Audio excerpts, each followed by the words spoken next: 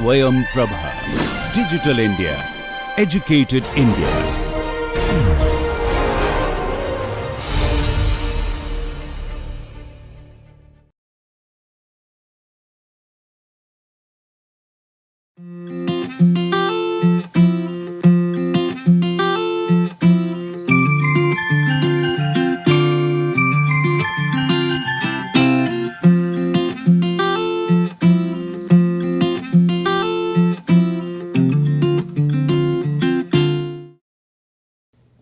In this class we will look at different flow regimes in when we consider a compressible flow.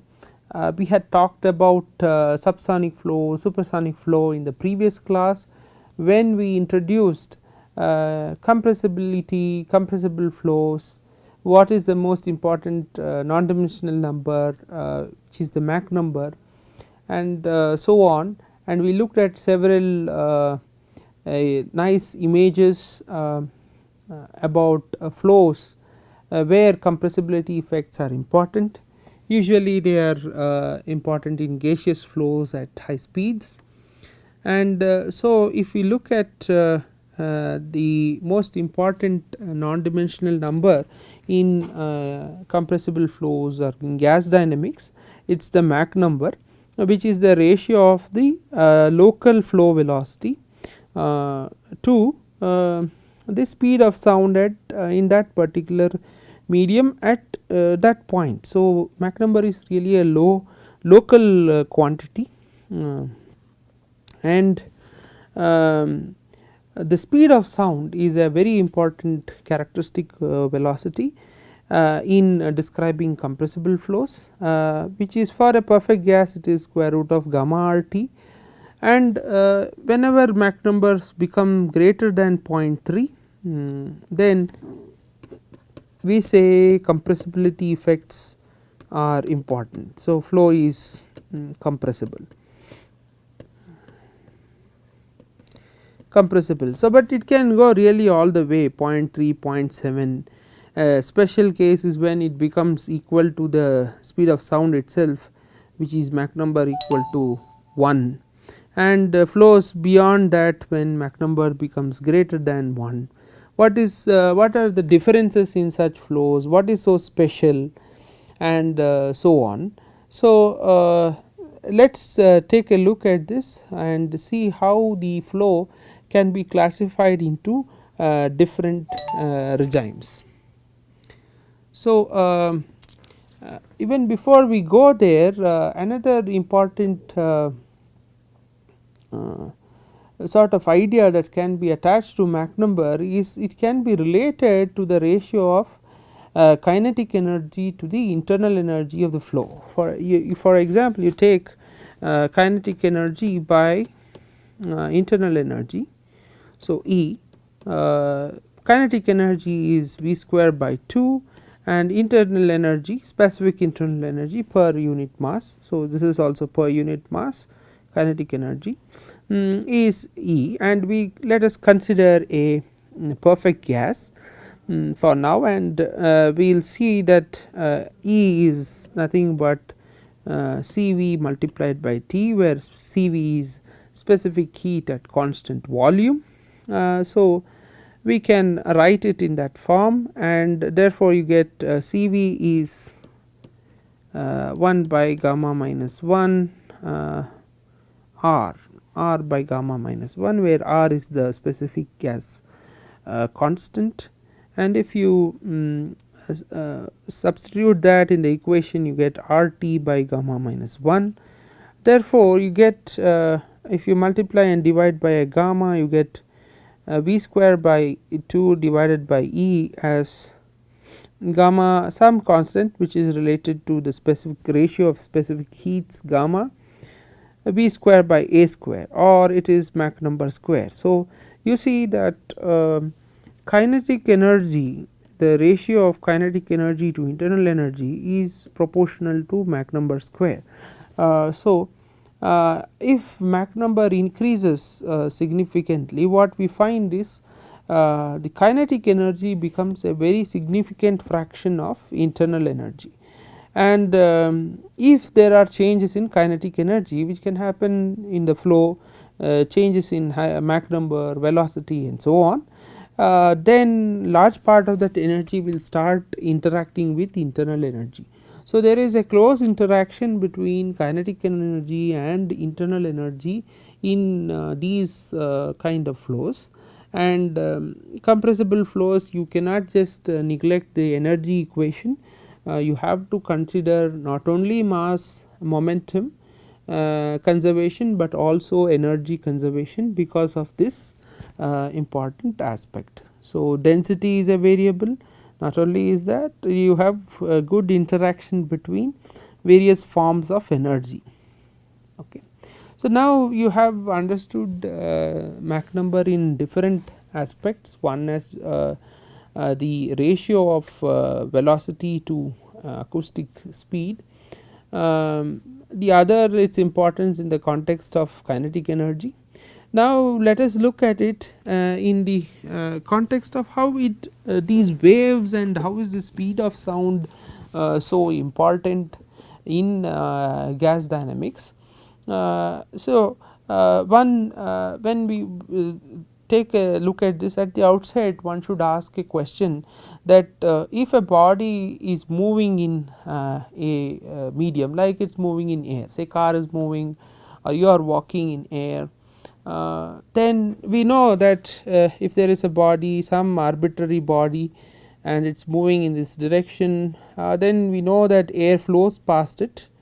Some of these figures you would have come to know in your classes in fluid dynamics. Then you should pause and ask a question. If you look at the way these streamlines behave, you see that much earlier to the point when the body comes to a particular point upstream. So, this is a upstream of the upstream of the body which is moving into the gas or into air over here. Much upstream, the flow already knows that it has to turn over the body. So, in some sense the flow has a knowledge or is already knowing that it has to take a turn around the body. How does it know? How does it move? What is the method by or the mechanism that is happening over here, and it moves so smoothly around the body? This is by means of information propagation by means of pressure waves. As a body moves, it produces these pressure waves, and these pressure waves move at the speed of sound.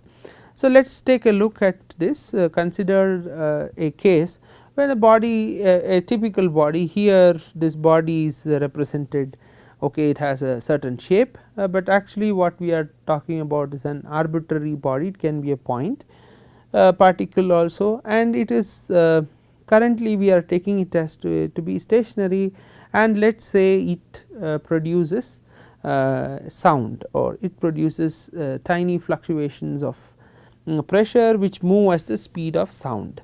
So, if it does that, then at a certain instance of time these waves propagate by certain distances, which is equal to, if you calculate this distance, it will be nothing but a multiplied by that specific time interval.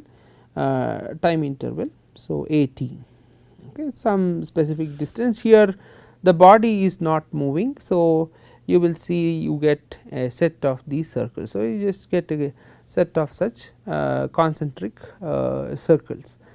Okay, now let us go ahead and let this body start moving, and we take a sample of these pressure waves which are sent out from the body at particular intervals of time. Now, here the body is also moving. So, at the this is the initial case, at when the body is at this particular location, it emits a sound wave, and that wave propagates at a certain other instance. The body has moved by a certain distance which is v t, that is v multiplied by that small change v delta t. while the sound has moved by a distance a delta t, a small time interval delta t. The sound has moved to such a distance, but the body has moved only by a small distance, and we see that the sound wave actually moves much faster than the body. So, you can see these circles are sound waves that are emitted at subsequent intervals of time.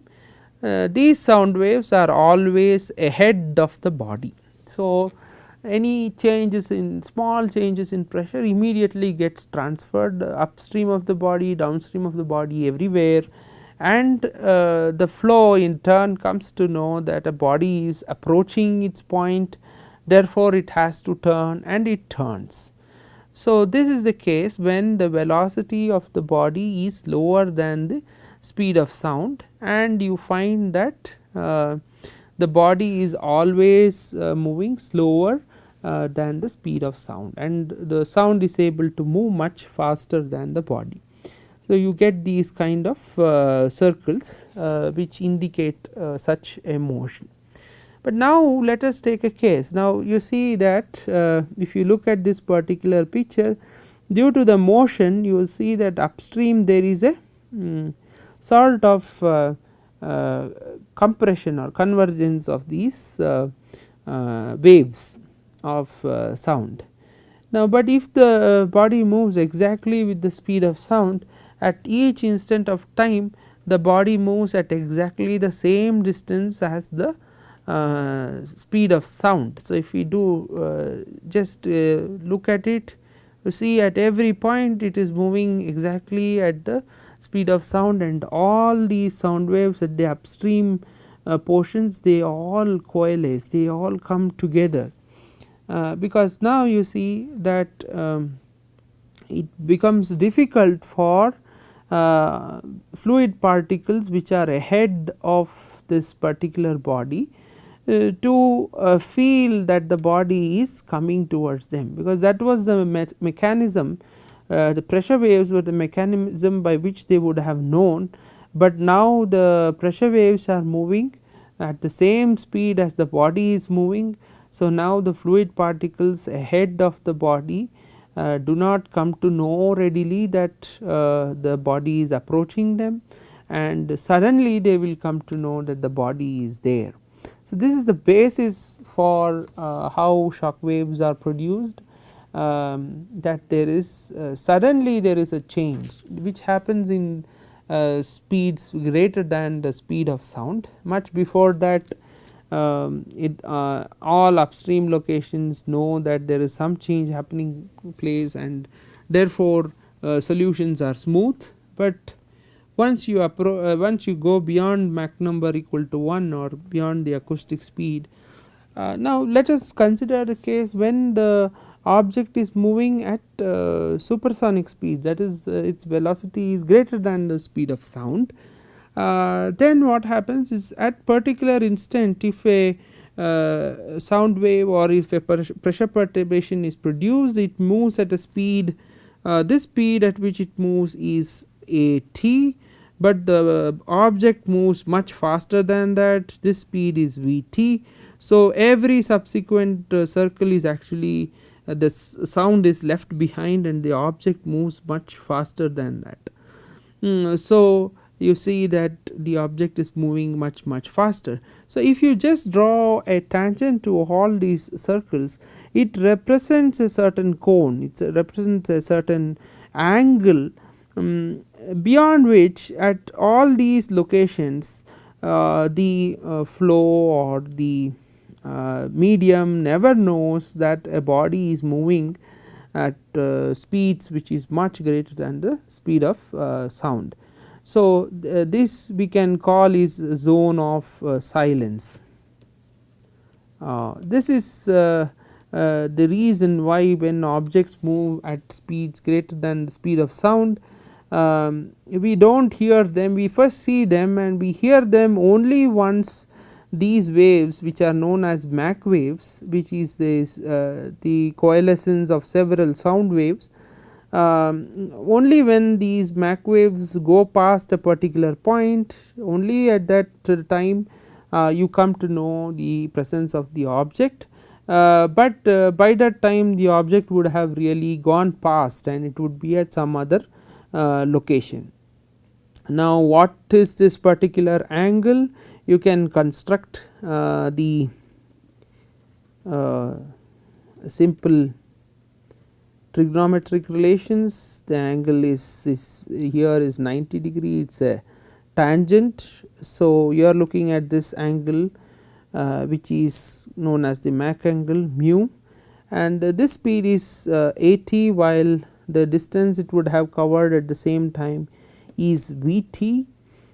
So, sine of this angle is At by Vt is sine mu, and therefore, you see this A by V is nothing but 1 by Mach number. So, mu is sine inverse 1 by m. So, this is something that you would come to understand very well during the course of during this course, that in supersonic flows there is a particular direction to which information can propagate, or pressure waves can propagate, or so on, and that directionality is very important in supersonic flows. In subsonic flows this directionality is not there, it is absent, and so there are consequences on how these different kinds of flows are evaluated or analyzed and so on. Okay. So, if you look at the different flow regimes, you really have such different regimes. For Mach numbers which are less than 0.3, you essentially do not consider the compressibility effects and you say that it is an incompressible flow. For Mach numbers greater than 0.3, you have to consider compressible flows, but these flows initially they are having velocities which is less than the speed of sound, they are more smooth, these flows are smooth and you call them subsonic flows. When you approach the speed of sound, which is Mach number equal to 1, and you have a body, for example, let us consider this kind of an airfoil in a uniform flow. In this case what we are talking about is the Mach number of this uniform flow. Then your if you consider such a body which is where the Mach number of the uniform flow m infinity approaches 1 from the subsonic side. So, it is approaching 1 and it is in still in the subsonic region, but when you see the flow happening over a body, then if you take say for an airfoil, initially flow accelerates. So, in some local area or the local region in the airfoil, the flow can become supersonic, but the conditions on the airfoil are such that or in the flow are such that it cannot support a full supersonic flow. So, later on at some certain point you get shock waves and flow becomes again subsonic. So, you have a pocket of supersonic flow and then a pocket of subsonic flow, you have a mixed region of flow.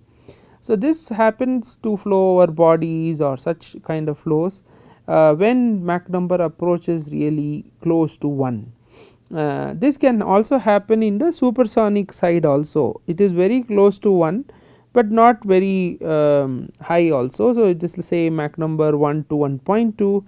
You again for such flows as we had discussed, the flow would not know that a body is there. So, a shock wave develops, but across the shock wave, since it is very close to 1, the region over here is Mach number is less than 1, but the flow again accelerates, becomes greater than 1 and so on. So, you have pockets of supersonic and subsonic flows existing when Mach numbers are very close to 1, and that kind of flow is known as transonic flow.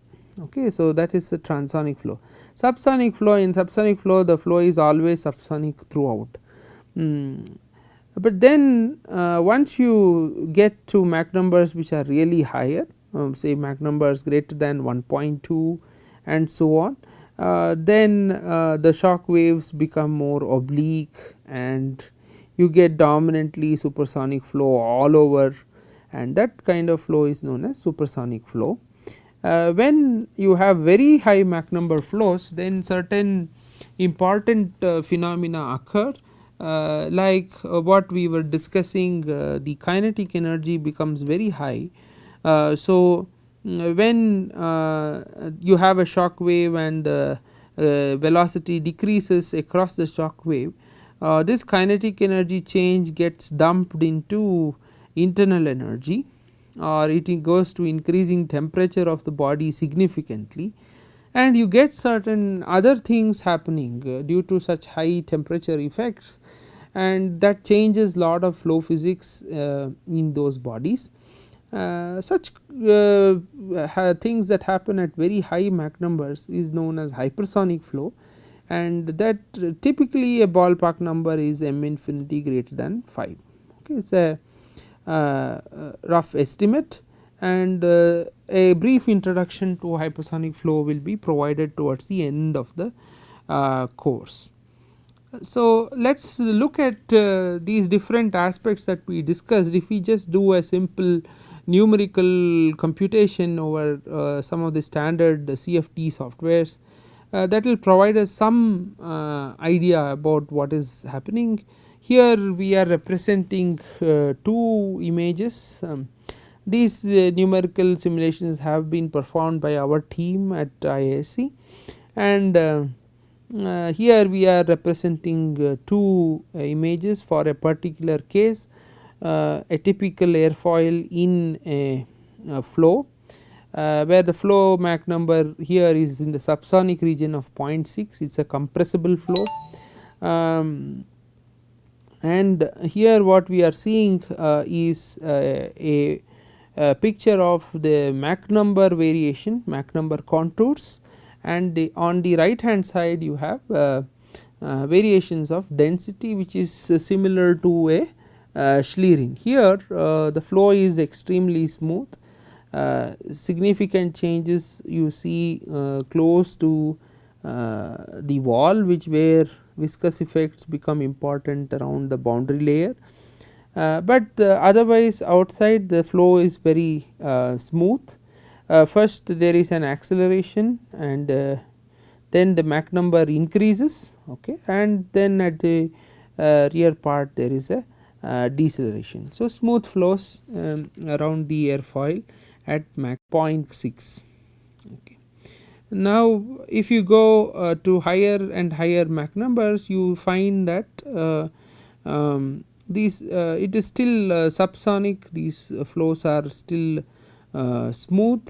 Initial there is an acceleration, but the Mach number does not go to such an extent that it becomes supersonic or reaches Mach number 1. Higher Mach numbers are still around the body are still subsonic, but once you reach Mach number 0.8, you find that the acceleration has happened to such an extent that in a local region the Mach number increases to beyond Mach number 1. So Mach number is greater than 1.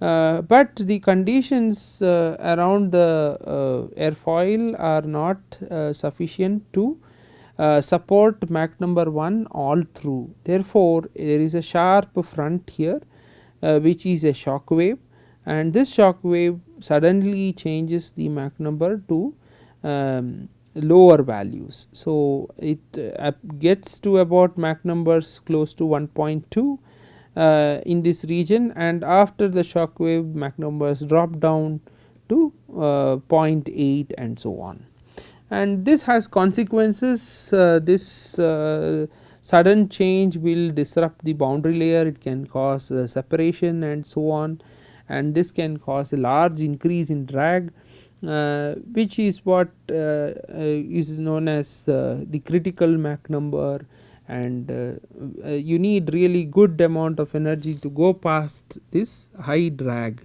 So earlier, much earlier, they thought that it is very difficult to go beyond Mach number equal to 1 due to this sudden increase in drag near the critical Mach number. but later it was found that once you go past this difficulty, it is again possible to have higher velocity. So, now supersonic flight is more common now than earlier. So, you see now that flow structures start changing. At Mach 0.9, this shock wave is pushed very close to the trailing edge of the airfoil. These regions lie in the transonic regime, where you have pockets of supersonic and subsonic flow. Now you see, as Mach number increases further, you have a region again, this is again in transonic flow. Here the Mach number incoming is higher, it is Mach number is greater than 1, but due to the presence of the body, the flow should know that it should happen, therefore a shock forms here, this is the shock, and then you get Mach number less than 1, then flow again accelerates to Mach numbers greater than 1. So, you see this is again in the transonic regime. So, 1.2 falls in transonic regime, but once you get to higher and higher Mach numbers, this shock comes very close to the body, and now predominantly the body is in supersonic flow. Okay. So, this particular numerical simulations that we just showed now, you can see the exactly similar videos over airfoils placed in wind tunnels as the Mach number changes from 0.7 to 1, and these were taken by NASA, and they are available in YouTube, and you can watch them. The link is given over there, and that will give you a better appreciation of what we did here in the class. So, with this we move on. So, with this we close here and move on to initial parts where we look at thermodynamics in the next class. Thank you.